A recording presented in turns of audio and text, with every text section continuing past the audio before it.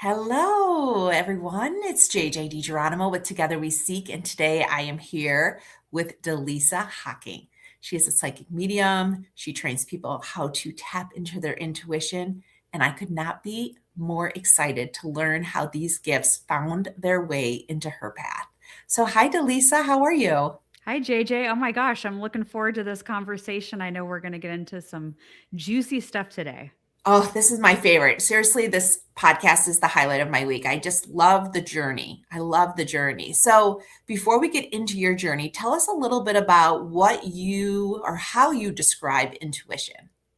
I think it's a superpower that we are all born with. It's inside of us always. Some of us have it more hardwired in through DNA. I'm a fifth generation psychic medium, while other people may need to develop that muscle more.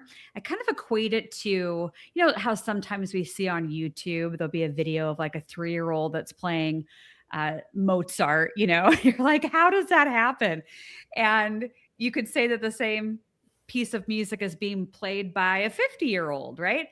So our lived experiences are a little bit different. The 3 year old, I would argue, is probably born with those abilities, perhaps even from a past life. And the person who's 50 years old can still play the same piece of music, but it might take them a little bit longer to develop that muscle and that skill. But we all have it within us. It's just about awakening it. Mm. So, it's interesting because you're fifth generation psychic. So, your house is probably a little different than most listeners of how your family moved through life and how they sort of experience this humanness. Can you talk a little bit about how that may have impacted you or how that allowed you to tap into your gifts? I think it's the secret sauce as to why I've had my company for over a decade and have students and clients all over the world is because I grew up in a family that supported it. I had a grandmother, Eloise, and I have photos of my relatives behind me. She's in this gold frame down here. I believe that was her high school photo. But she could see full body apparitions with her physical eyes, and she could tell you who it was, what clothing they had on, what color the clothes were. And her grandmother, my great great grandmother Belle, she could do the same things, and she would do it out on her farm. And her husband, as the story goes, would be out working in the fields. And he'd come in for dinner and she'd say, "Hey, do you want to know which spirit was with you today working in the fields?" So I come from this lineage that's so open. So when all of my gifts dropped in August of 2015, it's kind of ironic to say I was surprised, a psychic medium being surprised of her own abilities, but it's really how they unfolded. And because I had the family that I have, I was set up for success. I didn't get my family rejecting me or telling me I was weird or, oh, that's not real. So I could jump in with both feet in 2015 and hit the ground running with these abilities. But my grandmother, Eloise, was getting closer to the end of her life.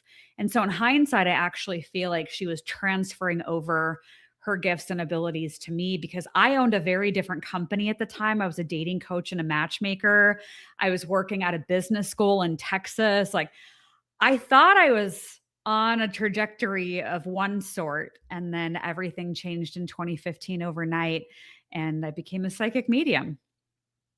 Wow. Now that is a title right there. From dating coach to psychic medium. Not an everyday trajectory for sure. And the funny thing is I always talk to everyone about crossroads. Like your crossroads are often opportunities of doorways to learn more about yourself, have curiosity of what piques your interest. So if you feel comfortable, what was the crossroads at that time for you? I really felt like I didn't belong in a way. I'd always kind of felt a little bit different than everybody else. And I was trying to find like what work would make me feel more fulfilled. I didn't love being a dating coach and a matchmaker. I just felt like it was too superficial. And if I were to do that kind of work again, I would change my approach to it and be more spiritually grounded with the work that I would be doing with singles. So I felt lost. And that's actually around the same time I found astrology, because I just felt like I kept having these dark nights of the soul and I couldn't find my way out of the tunnel. And a friend of mine suggested that I revisit astrology and work with somebody that could look at my chart and give me some guidance. And I remember having a session with a woman who's no longer with us, nor is the friend that suggested the astrology session. They've both crossed over. But I had the session, and I remember Geraldine saying, "Oh, yeah, well, it's Saturn, and this is what Saturn's doing, and this is how long it's going to be there for." And I felt this real sense of relief, like I'm not going to be lost forever. And since then, I've just been greatly appreciative for astrology. I love learning more and more about astrology. I think it's one of those things that we can never learn all of it in one lifetime. And it keeps my mind curious. And so I think these spiritual tools, like tapping into our own intuition, letting it being a guiding force for us, looking at different tools like astrology or human design, I think that we can really get to know ourselves even better. And when we strengthen that relationship to ourselves, we don't have to ask anyone else for permission. We don't have to, seek external validation, because everything we need is already inside of us. That is music to my ears. I too turned to astrology and birth charts. I actually spent years learning them. And I agree. It was the can opener that allowed me to feel very comfortable in my own skin. And I do that for many women now because I'm like, let's see where your North Node is. Let's see what's the work you're supposed to be doing. So I'm curious if your South Node is in the sixth house, which is all about like practicality and how your routine, and maybe your North Node is in your 12th house potentially. My North Node is in Leo in the third house. Third house, your North Node is in third house, which is communications and how you help people kind of move through information. Yes. So That I is develop interesting. yeah, I do a lot of spiritual content. Mhm. And I started a Substack, I and saw that. yeah. So I love all of that. My degree in college was in public relations, and I love Mhm. storytelling and all of that, which has been interesting with South Node in the ninth house, because that's, Sagittarius and Jupiter. And I'm supposed to be kind of moving away from that, but I if you look at I have my moon in the 10th house in Pisces, and it squares a lot of my Right. planets, and I have Neptune conjunct the sun. And so channeling is like all over inside of my chart. Yes. Okay. That makes sense. That makes sense. Your Pisces is in your 10th house because where is that showing up? That's exciting. So now you help other people tap into their intuition, which is Mhm. so amazing because it's still working with people and kind of aligning them to love, but it's love for themselves. Yeah, they have to believe they can do it. I have so many students now over this last decade that I've worked with psychic development. And one of the biggest roadblocks I've seen is they don't think they can do it, or they don't think they're worthy of receiving information from the universe. And we get to be right. And so if the story is, I'm not intuitive, the universe doesn't bring me information, they bring other people information, but not me. I didn't grow up in a family that had, right, whatever the story is, we get to be right. And so if you can just overcome the roadblock of believing in yourself and believing that, of course, you're worthy to get information about yourself, about your life, about the world at large, then you absolutely will open the doors and the windows, and information will start coming to you. I think a lot of people also, a roadblock is fear. They think, oh, if I open my gifts, is something bad going to happen? Is my house going to be haunted? Am I going to let in all these spirits and everything? There are safe ways to do it, but I actually think it's much more simple than that. I think that it's a resonance. So whatever vibration you are vibrating at, that is going to be the current of energy that you are aligning with. And so the higher your own personal frequency and vibration, the more you are able to access higher dimensions, higher frequencies, channeling, intuition. But if you are in a lower frequency, you could be bringing or working with energies that are also of a low frequency. And so people may be asking, well, how do I know which one I'm in? So I think of it as like a frequency scale. So if you are feeling things like rage, deep sadness, grief, shame, those are all really, really low frequencies. And we all go through them. So it's not a judgment. But if you find yourself that that's the season of life you're in right now, I don't know if I would tell you to, yeah, come on, embrace your intuition. I might say to you, like, I would love for you to work on yourself and your own healing, whether that's meditating, journaling, self care. And when you feel yourself starting to lift up and out of that, and you're going into higher frequencies that could be happiness, feeling like you're aligned with your purpose, having moments of joy where you feel like you're really in alignment with the universe, then I would say absolutely, like your frequency is already higher. So then it's just pointing out some of the mechanics of how you can ask a question, how you can receive information back, and going from there. That is fabulous. And something that I don't hear that many people talk about. I love the idea of frequency or radio stations. I call it like, are you down at 97.5 or are you at 102.7? Because you will attract, the music, the vibe that you're at.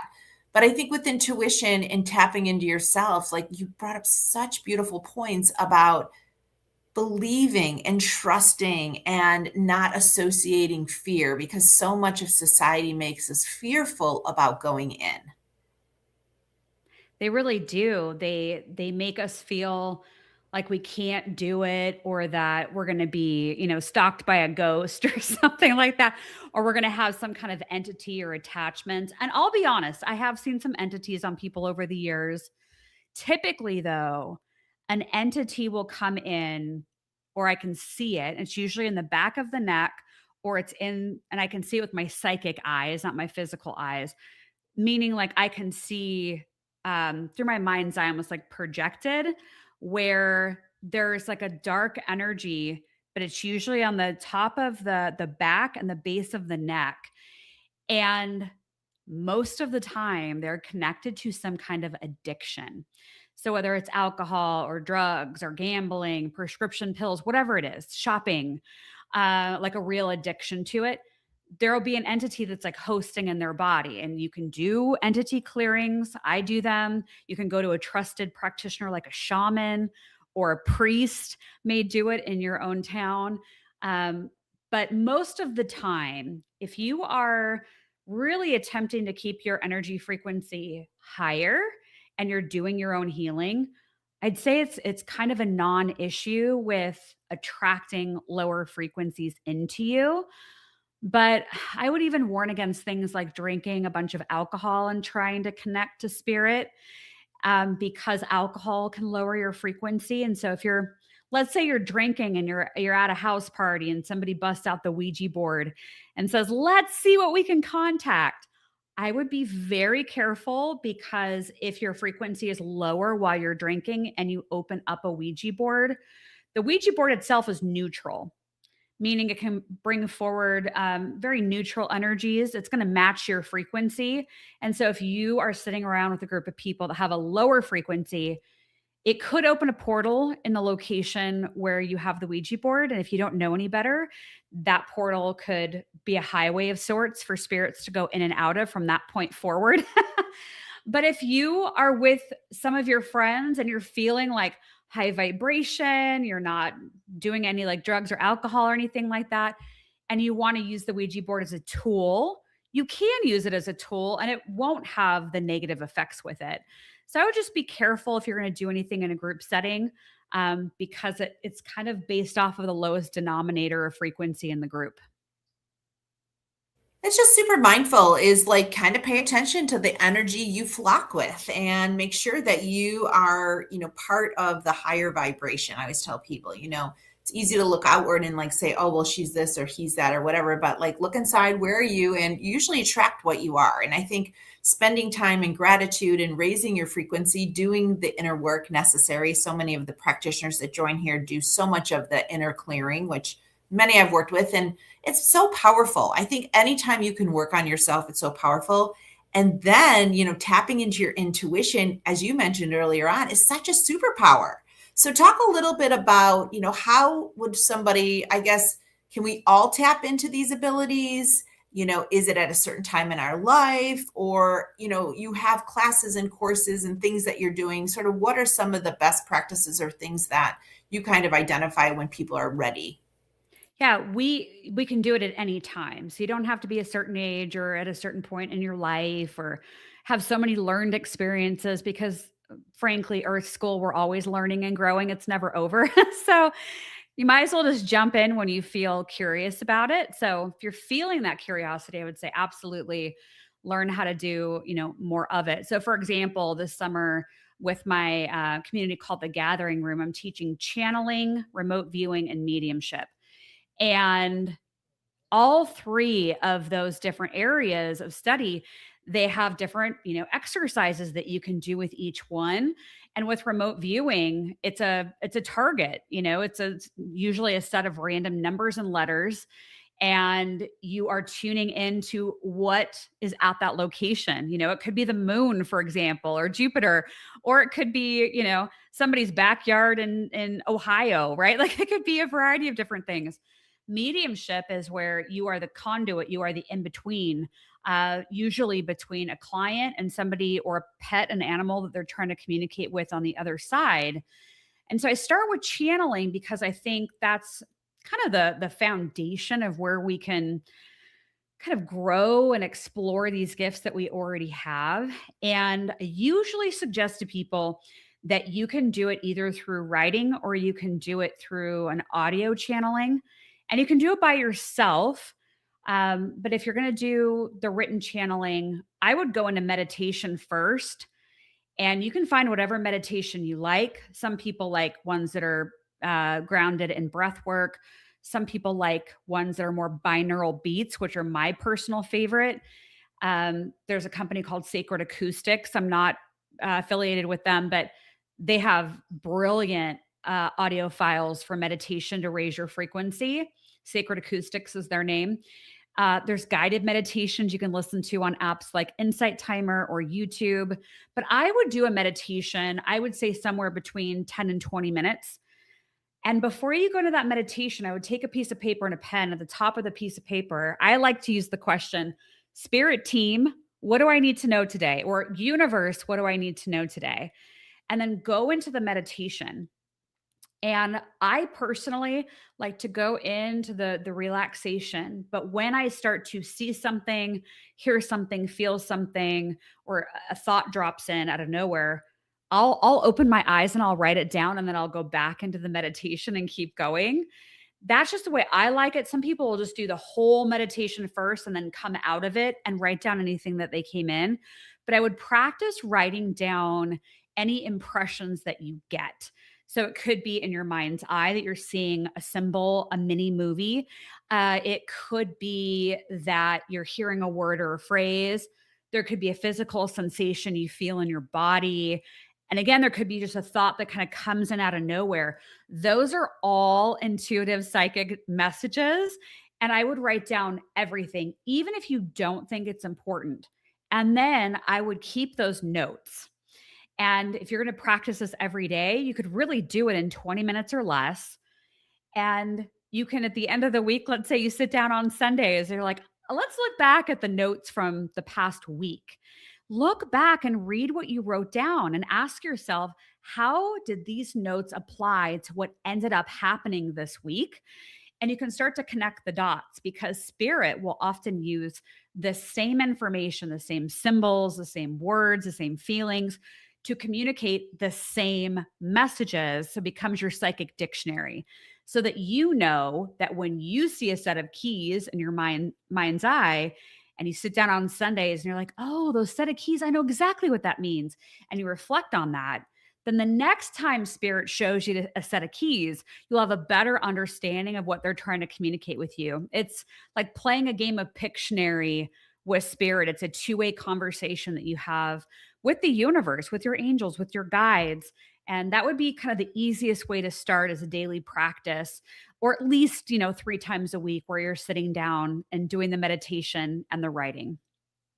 An amazing tip. Like, this is amazing, Dallisa. I feel like a couple years ago, I remember where I was standing. I was talking to someone and I was like, I want to meet channeling teachers. I want to learn to channel. And I only know you and this other one, not only are psychic, where you can sign up and have sessions, 90 minutes, or ask a question, which I love, is all on your website, but you also hold courses to help other people attune their gifts so that they can learn from themselves through their own mind's eye. So I love this. Tell us a little bit about how people work with you, where to find you. I just am so excited you joined us. Yay! Yeah, the gathering room, the summer season, I only open it up seasonally. And that's if you want to do the channeling. It's a two-part class, two-part remote viewing and two-part mediumship with the practice. And you can ask questions and I can help guide you through that. It's only $77 for the whole summer. So it is like the deal of a lifetime, but that is over on my website. I do have Ask One Question on there, and that's really, really popular. People will send in a question and I will tune into their question and pull tarot cards. And then I do a whole report. The thing I love the most about that is the report actually is very helpful. It's meant to be a document you work with for the 30 days and really sort through the question and the tarot cards and the energy. So that's been a lot of fun. But yeah, there's sessions and all my Substack and socials are on my website. And there's also a free 10-minute reset audio that has a audio file you can download to your own device, and there's a one-page worksheet you can do along with it, and that's free over on my website. So everything's over at spiritandspark.com. Spiritandspark.com. Well, Dallisa, I'm so excited that you're part of the Together We Seek community. I loved hearing about your journey. I think it's magical that you're fifth generation psychic, and I'm so honored that you took the time to join us. Thank you so much. Thank you, JJ. I look forward to doing it again in the future sometime. That would be great. And for all of you listening, please find Dallisa's links below. Feel free to follow her on Substack or even schedule some time with her or be part of her course. I think all of this will help you raise your frequency and trust your innerness, your inner voice, and your intuition. Thank you so much for joining, and we'll see you here again next time.